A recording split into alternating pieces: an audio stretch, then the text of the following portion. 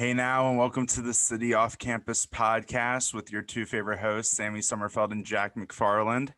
Our first guest of 2021 is the founder and CEO of Social Victories and the author of the recent book, You Are the First You, Whitney Holtzman. Thank you for coming on the podcast. Thank you so much for having me on. I went to University of Florida, but I remember my days in the J school and trying to get real world experience. And I feel like I'm still your age, but those were such fun moments kind of working inside the action while at school. So I was honored to be asked to come on your podcast. Yeah, thank you. We really appreciate it. So that kind of leads to my first question for you, which is, how did you get into sports branding and sports business, and what was kind of the path you took to get to where you are today? Sure, it's a good question. So growing up, I wanted to be the sideline reporter on Monday Night Football.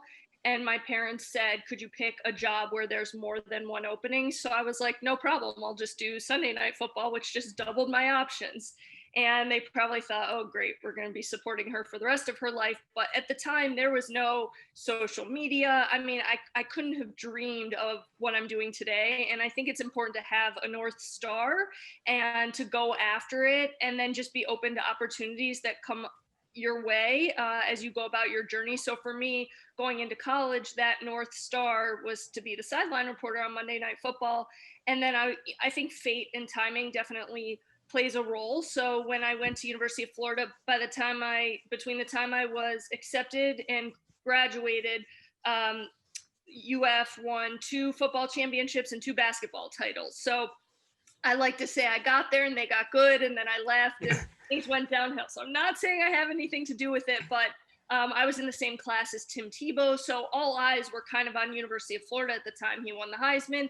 And similarly, on the female broadcasting side, I mean, Erin Andrews is a graduate. I was there at the same time as Laura Rutledge. Jen Brown, who played softball and is also a graduate. So we had a real track record while I was there of not only success on the field and on the courts, but also on the sidelines as well. So I think that created opportunities. And it kind of all started, well, while I was in college, I had internships with the Tampa Bay Rays and Turner Sports. And then for me, the sort of major turning point was ESPN came to recruit on campus, and they picked one intern from every SEC school. And I ended up getting picked from Florida. And there's a pretty cool story of how that all happened. But when I graduated, I ended up starting to work for espnW, their women's initiative, as a writer and a reporter. And as time went along, social media sort of emerged. And then I moved into that world doing social media for Major League Baseball. So I was like, well, I'm tweeting about baseball for fun. I can't believe someone's willing to pay me for it. So we ran all the team accounts in partnerships with the teams, sort of all at once. So I worked from 6 p.m. to between 2 and 5 in the morning, covering all the games. And then I sort of pivoted. I found Gary Vaynerchuk, or Gary V. And at the time, no one had really heard of him, but that was sort of my pivot into the marketing world. And I worked on a lot of the sports clients at VaynerMedia. And then he's actually the one who recommended me for my 2 jobs after VaynerMedia. So I worked for Steve Ross, the owner of the Dolphins, and he has a racial equality nonprofit called Rise, which I loved working for. And then I started, Gary recommended me again. He heard there was one particular New York Giants player who was looking for marketing help. From what my friends at the NFL told me, from what they knew, that I was the first marketing person or chief marketing officer for one player. And word got around, and lots of other athletes needed help. So I ended up going full time with my company, Social Victories, in January of 2018. So a follow-up I have to that, because you gave a great synopsis of kind of all your career pivots and opportunities. How did you know when it was the right time to make a change or when to make a move? So I think you really have to trust and listen to your gut. I mean, the reason my book is called You Are the First You is because I think it's very important to have tunnel vision and to follow what your instincts are telling you. You have to sort of tune out the outside world, because no one knows you or when you're ready for the next opportunity as well as yourself. And I kind of say every job for me was a little bit like a spouse. You can't predict it. You just know it's the right fit for you when you see it. And I think you can't be afraid to be who you are. And that self-awareness is really important. And for me, I waited until I had that feeling where I was so excited about the pros and I didn't even think about the cons. So there were jobs that came along and I'm like, well, I like this part and I like that part. But the jobs that I took and I ended up loving, I was so excited about and felt so lucky, like I won the lottery. I wasn't even looking at the cons, and those were the right opportunities for me. So I wanted to touch on right after you graduated college, you started to work with the launch of espnW. What were some of those opportunities that you had immediately after you had graduated? Sure. So, it was interesting because the summer before I was an intern at ESPN. And while I was there, they really encouraged interns to pitch ideas. So I wrote to this guy, John Skipper, who ended up becoming the president of ESPN, but at the time he was head of all content. And I was like, hey, you should name your Spanish channel Espanol. And I was like, I don't know why no one's thought of this. I think this is genius. It makes so much sense. Like, it's right there in front of you. ESPN, OL. So he wrote me back and he was like, no, but you should come talk to me. So I'm like, okay. So basically, I just went for it. And it created an opportunity for me to meet with him. And he was like, well, by the way, we're launching this, female sports initiative called espnW. And I was like, it's perfect. I wear a W necklace. My name's Whitney. I've already got your branding on. And I think the trick there, or the benefit for me, was that espnW was a startup within a much larger entity. So most people had said to me, okay, if you want to work at ESPN, you have to kind of start in a very small market, work your way up, maybe 20 years in, you'll get an opportunity at ESPN. And it was my first light bulb moment of, wait a minute, just because everyone else has done it that way doesn't mean I can't carve out my own path.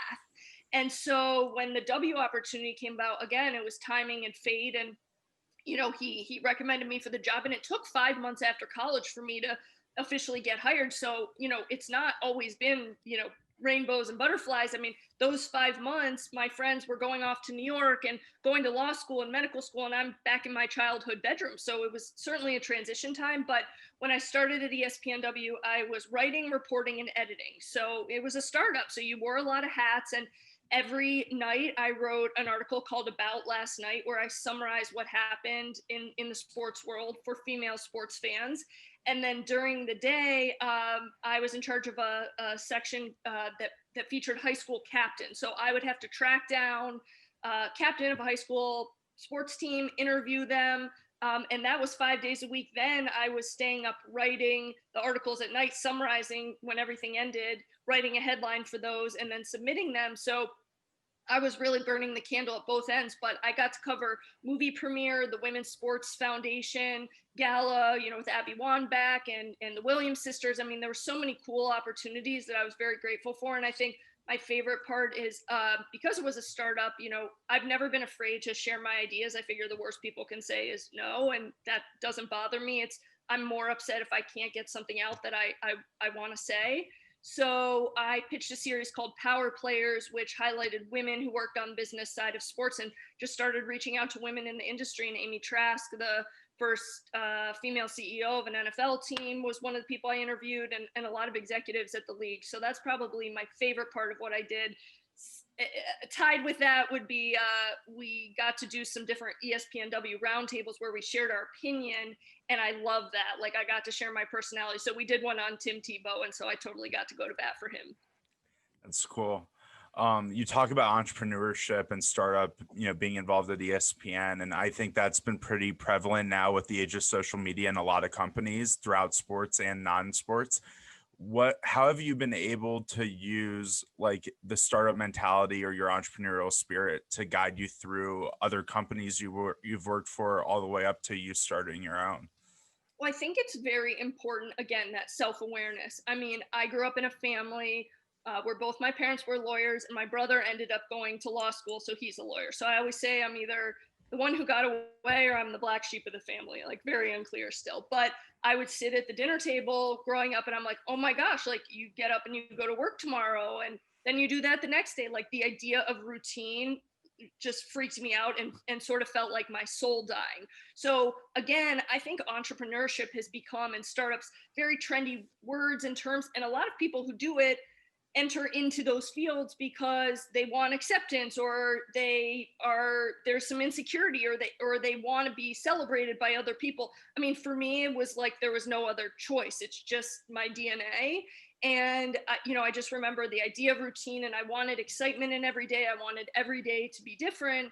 And when I worked at certain companies, I think going back, I would have asked the question in interviews, do you embrace new ideas, thinking outside the box? Because the reality is there's a lot of companies and managers that like growth, that like to really make a splash, but they don't necessarily embrace thinking outside the box or coming up with new concepts. I mean, they want you to stay in line. They don't want you to overshadow them or outshine them, and they want you to kind of do the job that the person 100 times before you has done.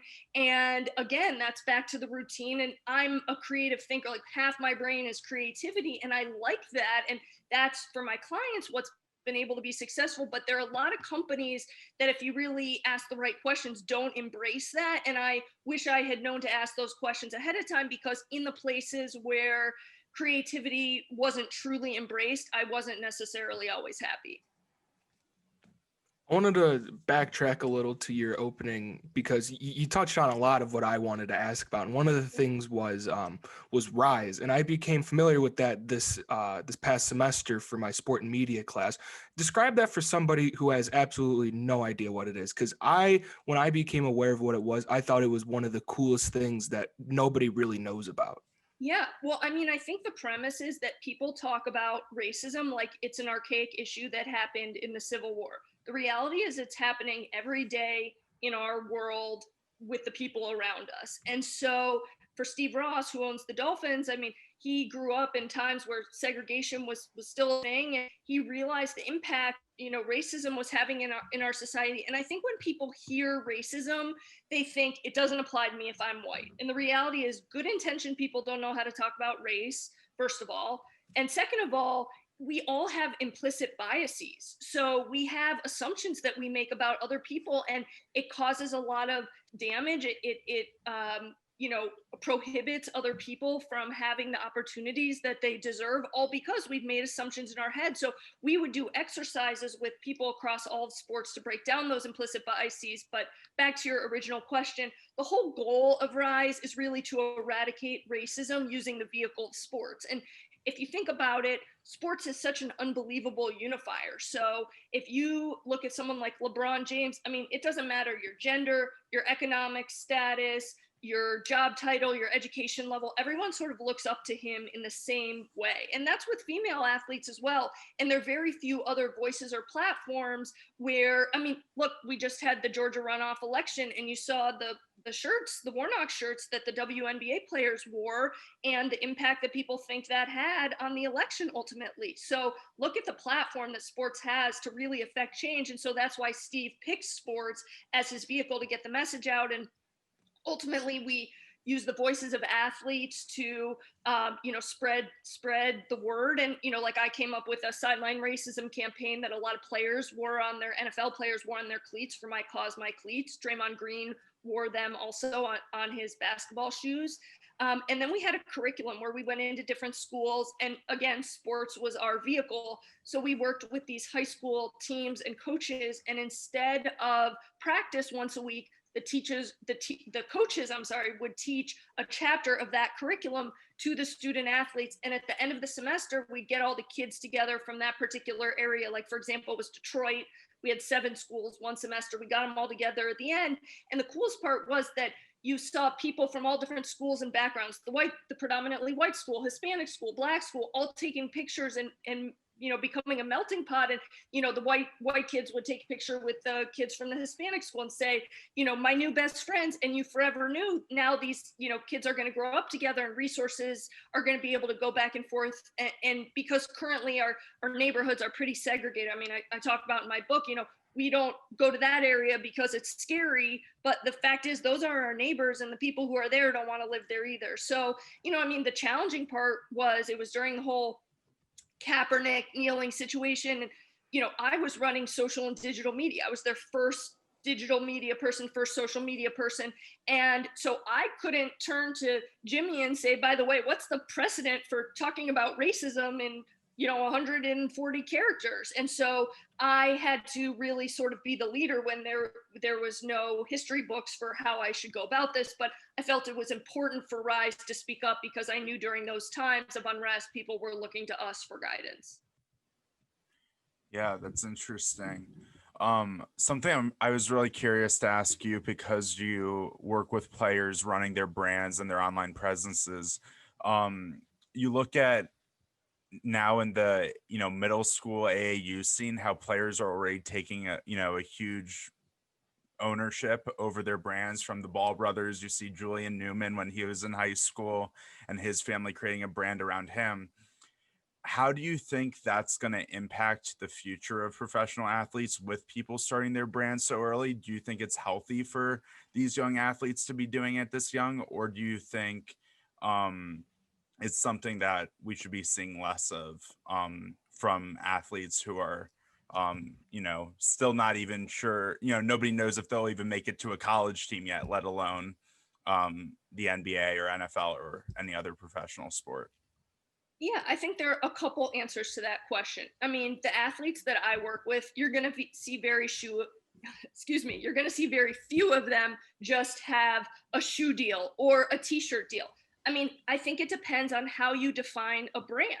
For me, building a brand is an amplification of someone's heart, of who someone is authentically.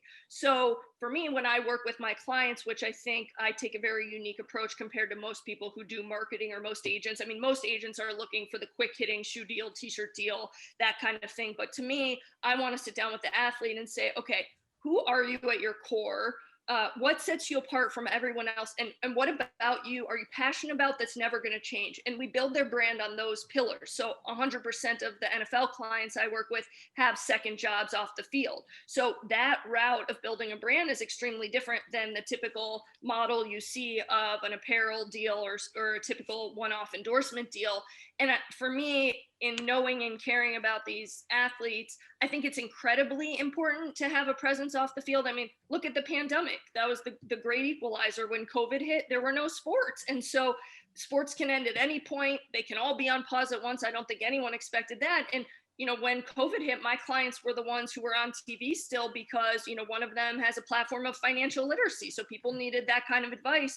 And it didn't matter what your stats were on the field, on the court, on the ice. When the pandemic hit, there were no sports to talk about. So if you didn't have a backup plan, you were sort of silenced. It didn't matter how great of an athlete you were. So I think having that backup plan is super important, because at any level, you never know when it can end. And, I'm glad college athletes are going to have the opportunity to monetize their name and likeness. I mean, what kills me more than anything is when they have a huge future ahead of them and they have an injury and they don't get to benefit in any way off of all the work they've done.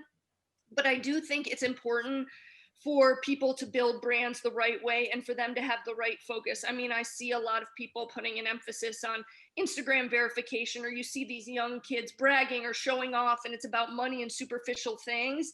And I think if that's going to be you, just focus on your, athletic performance and let that speak for itself. It's better to have no brand than to have one that's superficial, that's quick hitting, that's not able to last, and that's built the wrong way. So, I think a brand is very, very important. I just don't see enough people, especially the younger athletes, doing it the correct way. My Patriots client, Brandon Copeland, lives on 15% of his salary. A lot of people don't have that discipline. So I think it's more important for athletes, and especially the younger ones, to learn how to build a brand correctly. And then once they do so, it's important to have that backup plan. So to touch on your helping of people understand their brand and maybe that second option for their income, you helped the AAF and each individual team kind of get their players and under a basic understanding, I guess you could say, in their brand. What challenges were there in trying to work with players in such a new league, a league that you weren't certain would sustain, but you still wanted to help? I think that the biggest thing was less about the league, and it's more about these are guys playing in sort of, the minor leagues. They're not the big names. And so it's always harder to procure deals and to bring awareness when there isn't as much interest initially. However, this was the last chance for a lot of guys to make it in pro football, and it was their livelihood. So I think it was very important for them to recognize the importance of building their brand. I mean, I've seen with my clients, once they establish an off the field brand, it really helps in terms of the number of teams that are interested in them. And so building the off the field brand was not only going to create a backup plan for them, but also, build their spotlight when they were kind of, on their last chance as it was. And I think additionally, the clients that I work with now in the NFL, a lot of them are not names you would have heard of, prior to us working on marketing. So Brandon Copeland, who's one of them, who people tend to know of now, said to me when we first started working together, I'm a nobody. Are you sure you want to take me on? And for me, I just care that they're good people. I can tell right away when someone is a special person and they get it and they're meant to be successful. And he was one of those people. I had no doubt about him. He was just a really good guy. And so I think for the people in the AAF, I heard a lot of stories that, they had, especially when it ended up folding, but these, guys had families, they had kids. And so for me, I was helping them create another source of income and revenue to support their families, to support their livelihoods, to pay their bills. So in all of the guys I've worked with, it's always been like, okay, and women, it's always been like, okay, this can end at any time. And a lot of these athletes don't have a support system. They don't have a place to go back to when it's all over, or they don't have two parents in the house saying, all right, we're going to help send you to law school or create opportunities for them. So it's like, there's this sense of urgency, and especially with the AAF, okay, you don't have the spotlight of the NFL, and this may be your last chance at pro football. So like, if we don't do this now, then you're going to be in trouble in terms of figuring out what's next. It's a lot harder once your career ends. So I care even more about helping those people who really need it. So that kind of leads me to a question related to kind of different stages of an athlete's career that you've worked with. So if you're working with a guy from the AAF or working with a, college football player coming out, going into the NFL, who they really don't have their brand yet. And then you have a guy like Brandon Copeland, who he's been in the league a few years. So there's a little bit more of an established brand there, even though he was unknown when you first started working with him. And then when you work with a guy like Brandon Marshall, who was a very well-known football player, he had a lot of success. How do you go about building or growing their brands at different points of those careers? What's kind of the practices or strategies you use? Yeah, well, I think the simple answer is that you have to be willing to do more for free, I would say, if you're lesser known, because I always say it's like anyone trying to get a job. Everyone wants to be the second person. Like, people get excited about you once you're out there and you're known, and they want to join the crowd of once you're a big deal. It's a lot harder saying, hey, this guy's come off injured reserve, he's been cut a bunch of times, like, take a chance on him. So I think with Brandon Copeland, for example, you find that niche angle. So for him, it was, he told me he lived on 15% of his salary. And I was like, whoa, we need to tell people about this. It's, as a sports fan, you can tell what really jumps out about them. And so the first thing we ever did was a video with the Players Tribune, where he gave 5 pieces of financial advice for incoming rookies, and that they didn't pay him for. And we've had many partnerships with them since, and they're all paid now. But the first, I would say to him, okay, meet with this person. And he trusted me, which I'm very grateful for, because all of those meetings opened opportunities. But we both and by the way, when I'm working for them, they pay me on commission. So the stuff that I'm doing for them in the beginning, I'm not getting paid forever. So we sort of make this investment together and hope for the best, that it pays off. And I care about them. And when I'm connecting them with someone, it's, a person I really think can benefit their lives. And I'm not looking at it from, okay, how can I benefit? Which I think a lot of people do right off the bat. So we did a few things totally for free before the paid opportunities started coming in. So, with Brandon Marshall right off the bat, everything was paid and those numbers were higher. So you get a bigger jump and a quicker start with the bigger names. But I will say, the guys who are bigger, quote unquote, bigger names have already built a reputation. Sometimes that's good, sometimes that's bad. So for example, I knew Brandon as a person and I could tell his heart, and he had his mental health nonprofit, but he had been in the news plenty before we started working together. So I got a lot of questions like, oh, are you coming on to help repair his image? And it wasn't that at all. We were only building in the right direction. But some of the other guys that I work with from the beginning don't have those reputations that I have to double back on. It's like we can truly build from the foundation. And I always say you don't get a second chance to make a first impression. So with those guys, we can almost sometimes build a stronger brand because there hasn't been other news out there kind of watering down what we're trying to achieve. Yeah, that's really interesting. Hold on, I have a question. So I want to touch back on your days at Florida. Obviously, you touched on a lot of sport success, and that's something I don't think a lot of college kids understand is when you have that much success, especially with an individual like Tim Tebow, the eyes of the nation are really on you and that entire university. With the NFL playoffs coming, a lot of people like to take a step back and think of their best moments or their favorite moments. And a lot of people say that Tim Tebow game against the Steelers, where he had that one play game winner. What is your personal favorite memory of Tim Tebow? Oh my gosh. Because that's like a really loaded answer I'm sure you could give, because there's so many. Yeah. Honestly, like peg it down to maybe 2 or 3. Okay, now fair. I'll be fair there. Yeah, we'll compromise there. I can't pick one, but because Tim was such a dynamic person. So I got to interview him on his pro day. So personally, that was an amazing opportunity because he had had so much success in college, and then you're on the front lines of the interviews of one of the biggest names before he goes into the pros. So that was a really cool opportunity, for me in my career.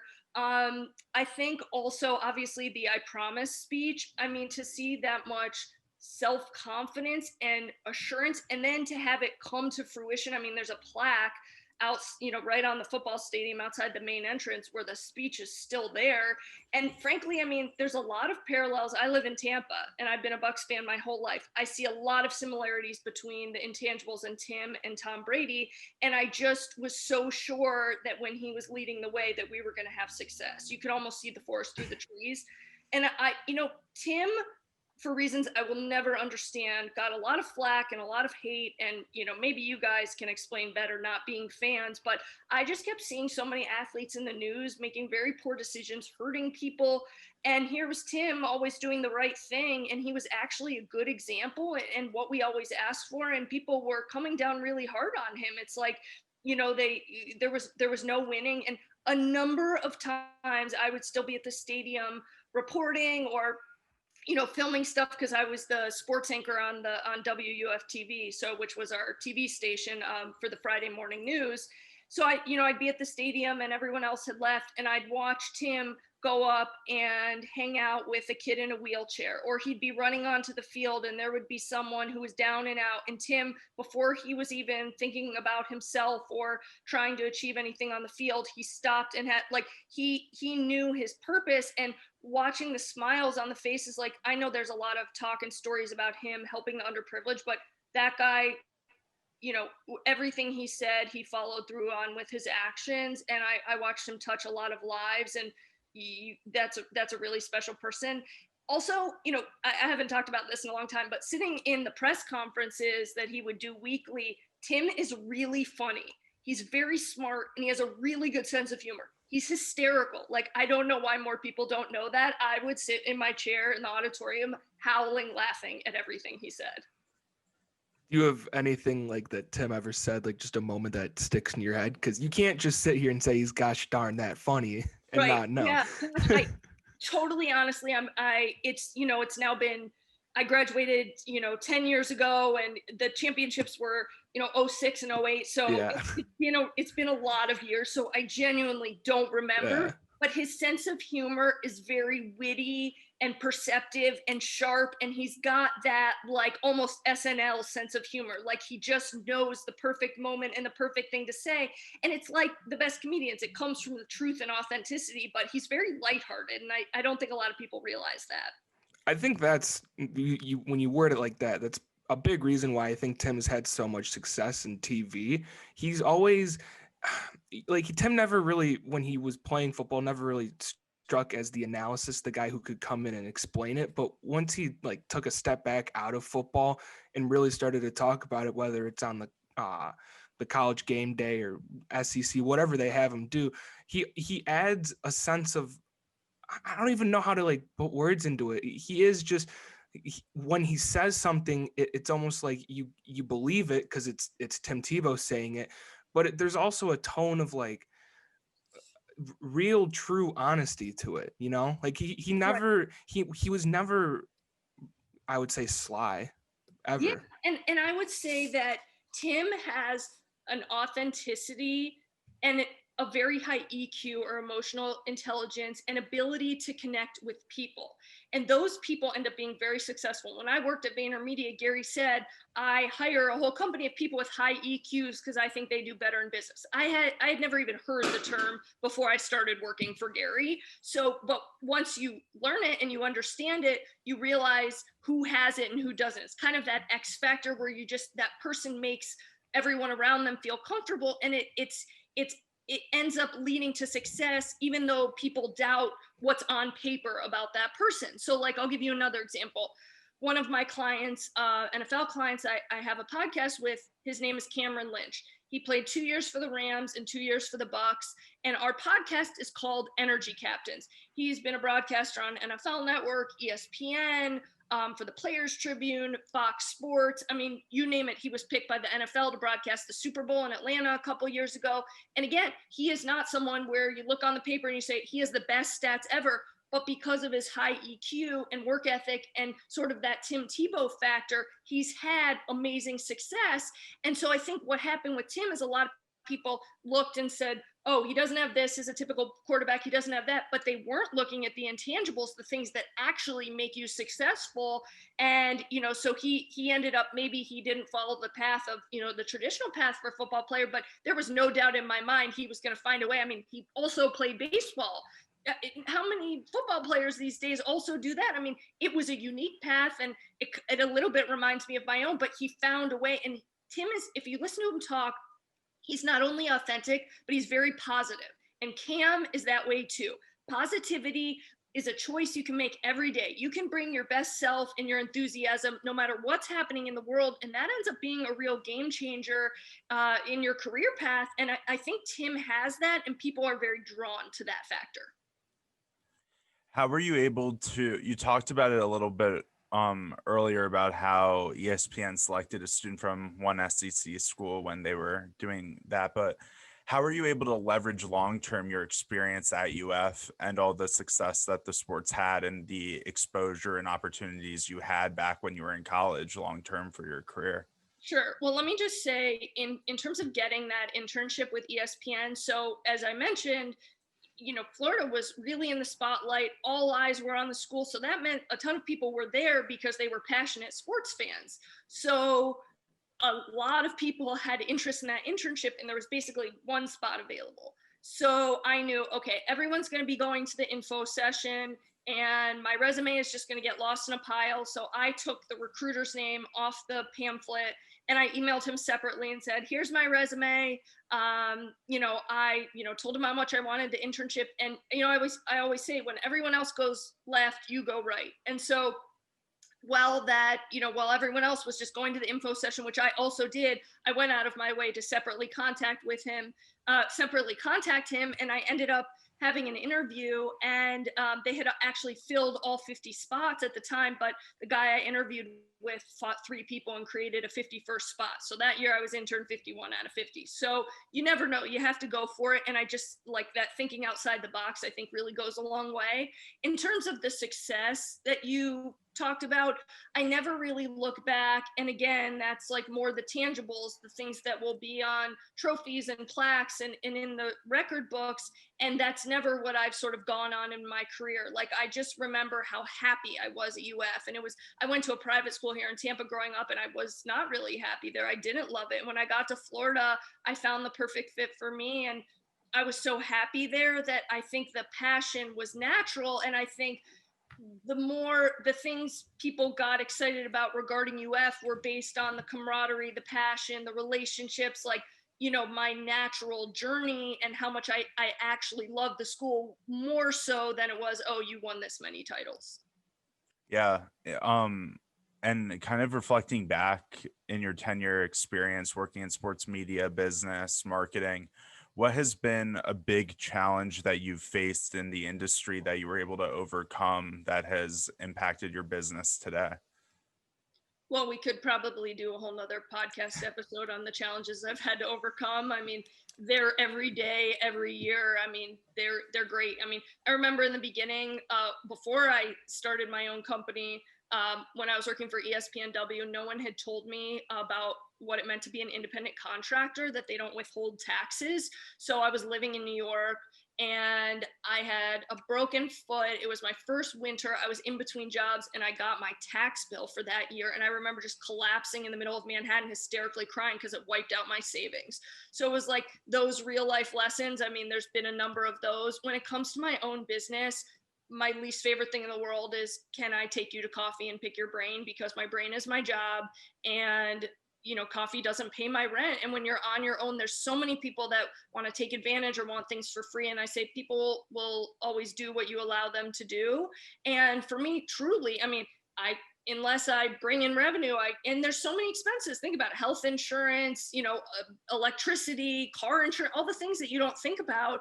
And, there's been a number of people I've known for a long time who said, oh, when I said, sorry, like this is my monthly fee, they would say, oh, I thought you were a nice girl. Or they would get really angry at me and say, if you really believed in this, you would do it for free. And so I think my ongoing biggest challenge is to remind people of my worth. And I work with Eric Dungy, Tony Dungy's son. He has a podcast as well. And my role is to bring in sponsors for his podcast. And he always, people reach out about things. And sometimes he's on the text and he'll say, don't forget your value, like just here to remind you of your value. And you need those people who have your back. And I think what's very important about my clients now is they are my champions. They're my family. I'm their family. And they have my back just as much as I have theirs. And they're looking out for me and always going to take care of me. And you just get to a point where I say, I only want to fill my days with good things and good people, because the biggest challenge is dealing with people who are not good people. And so I call them energy vampires. And I say, sometimes you just have to hunt them out of your life, and it's addition by subtraction. Like I tell my clients, 0% toxicity. You cannot succeed and be truly happy until you've eliminated all the energy vampires. Yeah, that's a great motto. To double down on that, energy vampires, I like that. I've never heard that before. I feel like I want to ask this on a more personal level. For you being a woman in this industry, you definitely, I feel, have a target on your back from those energy vampires. And what has been one way for you to just continue to stay on your path and what you want to do and keep those doubters and haters and all those people aside? Because for a woman in this industry, I'm sure for you, it is difficult sometimes to block all those people out, not necessarily put blinders on, but still stay on your path. I think a couple things, that you realize that the people who don't make you feel uncomfortable are the ones who are meant to be in your life, and who are the people who are going to be good clients who you're going to want to work with. I never try and convince anyone to hire me or of my value. Like if you don't believe in me off the bat, or you don't see the value of our partnership, it's not going to ever work out long term.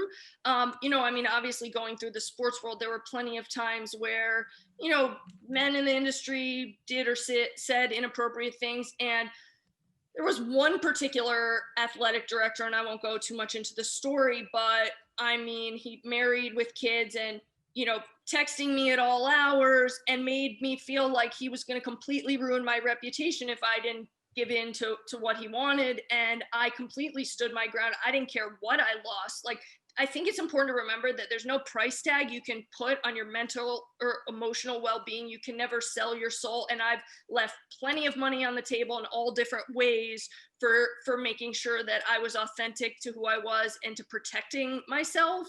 When it comes to being a woman, I really truly feel like people don't expect as much for free from men. I've seen it in front of my eyes. They'll say, my clients will come on, and once they're on, people say, oh, now we'll pay. I mean, it takes, sometimes a man, unfortunately, a majority voice to legitimize the minority voices. And I think being a woman, I always thought in this industry, I was going to be a little bit of a disadvantage. But when it came to working with my current clients, mostly the NFL ones, a lot of them were raised by single moms.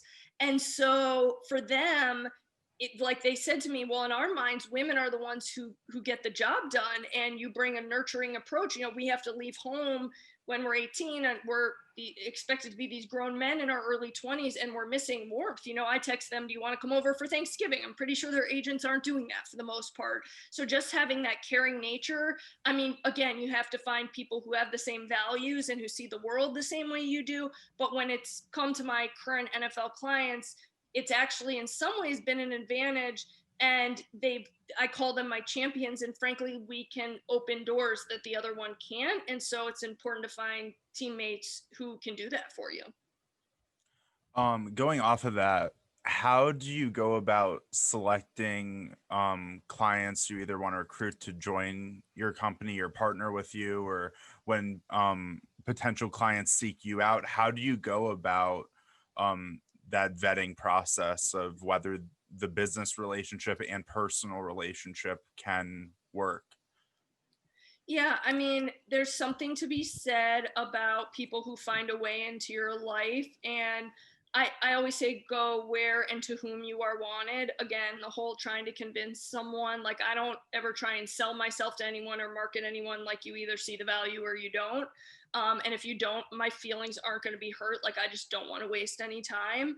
And you find out a lot of the guys, the good guys in the NFL are friends with each other. And so my first couple clients, Brandon Copeland, came to me because he was working out at Brandon Marshall's gym, saw the work I was doing for Brandon Marshall, and I'm pretty sure he sent me an Instagram message or started following me on there, and then we hopped on the phone. Cameron Lynch was on the radio here in Tampa mentioning how he was looking for a marketing person, and someone who knew what I did reached out and connected us via Twitter. But from then on, it's all been word of mouth. So Brandon Copeland introduced me to Steve McClendon when they were on the Jets together. Coincidentally, Steve got traded to the Bucks this year. Now we're in Tampa. So life has a funny way of working out. But, you know, Brandon and Steve did a presentation to the Jets locker room about some of the work I had done for them. So again, once you kind of get the ball rolling, and like, for example, this year, Brandon did, it's called a December to Remember. He gave away $800 Amazon shopping sprees to families in need. And he got 19 other players in the NFL. So I ended up leading those calls. So you hop on, hi, Jason Kabinda, I'm Whitney, you know, so there's just a way of word spreading, and there's so many bad people in this industry willing to take advantage. I think it's really hard to break in, but once you're in, there's not a lot of people they can recommend. So that helps. And like I said, the good ones tend to all know each other, and they've sent them my way. Yeah, that's really cool. I have two final questions for you before we wrap up. One of my final questions is, we've talked about your book a little bit here and there. What kind of led you to wanting to write a book? Because that's obviously a major project in the midst of having your own company and, you know, negotiating sponsorships and other, you know, marketing deals and projects and stuff. So how did you find the time to write the book, and what was the purpose of you writing the book? So good question. I never thought I was someone who would write a book. So let's just start with that. The publishing company who published my book had been following me on LinkedIn, and they actually reached out and said, we're looking for more books by female entrepreneurs. I shared my story with them, and they were like, wow, you have a really great story, and it's enough to fill a book, which I never even looked at it that way. But then once I signed the contract, I was like, well, now I guess I have to write a book. And it was very sort of therapeutic because I've, done a lot of interviews like this or podcasts, or I've talked to people, and there's always bits and pieces of what I think you need to know in the world that I'm able to share. But the one thing that puts me at ease is that everything that I think is important that you need to know in life and in business, I was able to put in this book. And there's a sense of relief that like now I have it down in writing all in one place, and it's sort of aggregated. So it's like, if you want to help someone, now I can say everything that I would ever tell you in terms of a conversation is in this book. In terms of the time commitment, that's it's relevant to all of us right now, and it's a bigger discussion because I think it all comes down to discipline. I don't have FOMO. I don't care or know what anyone else is doing in the world. I was that way in college. People would be going out. I'd be home on a Tuesday night applying for internships because I'm very directed. But if you pay attention now to the behavior during COVID, I don't think a lot of people have have discipline. And you realize that ends up being a differentiating factor. And it's kind of like that. I don't know if you've seen the iceberg meme, but like 90% of the work is done under the water that people don't see. And I mean, when I was writing my book, we edited each chapter Monday and Tuesday of that week. I'd have from Wednesday to Sunday to write it, and I had to turn the chapter in by midnight on Sunday every week. So that was 12 weeks in a row. Then you had the cover design and the editing, all while I'm trying to be a good daughter, be a good friend, go to weddings, travel, be there for my clients. And so I didn't see a lot of humans during those 3 months. I kind of just, went into hibernation, and, at any free time I had, I worked on the book. And I felt I loved the writing process, and I felt like it would be worth it. And there was an end date. I knew when the book was written, I'd go back to real life, but I just kept feeling like I would regret more passing up this opportunity and throwing in the towel. And sometimes those are your choices. Like, would I regret if I didn't have the discipline now? And the answer just kept being yes. Yeah, that's really cool. My final question for you is, you've talked about it, it's in your book, you've told a lot of stuff here, but with our audience, so many of them love sports. Some of them are interested going into the sports industry one way or another. I know Jack and I are in that position. What is advice you'd give to college students based off of your experience getting into the position you are in today in the industry, or looking back at what you wish you knew when you were a college student? Yeah, I mean, I think that, you guys have to give yourself credit that you're already there. You have this sports show going on at a major school. And I mean, that really helped me when I was applying for jobs. I spent every summer productively. I interned with the Rays, Turner Sports, and ESPN. A lot of people were having fun or just taking a break. I never did that. So when it came time to apply for jobs, I had real world experience on my resume. I would also say cast your net wide in the beginning. You can be pickier as time goes along, but just apply for as many things as possible so that you have as many choices as possible. And then once you have more experience, you could add on to it. As I said, I think everyone wants to be the second person to hire you. So in the beginning, you just can't be as picky until you have someone else sort of legitimizes you. And I think we live in a very quick hitting generation. We want the instant gratification. We're that way on social media. And I would just, if I could give myself one piece of advice going back, there's no such thing as cutting corners. That will get you in trouble, that will damage your reputation, that will hurt you in the long run. And in terms of being able to garner opportunities, do everything the right way. Do not skip steps.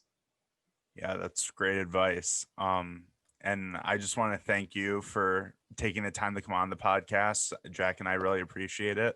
And Jack, do you want to close this out? Of course. And to anybody who is interested, the book is titled You Are the First You by Whitney Holtzman. Also, before you guys sign out, make sure, if you haven't already, to download Good Pods and to search our show, download it, listen that way. You can also see what your friends are listening to. As always, not the same time, same place. We will see you guys later.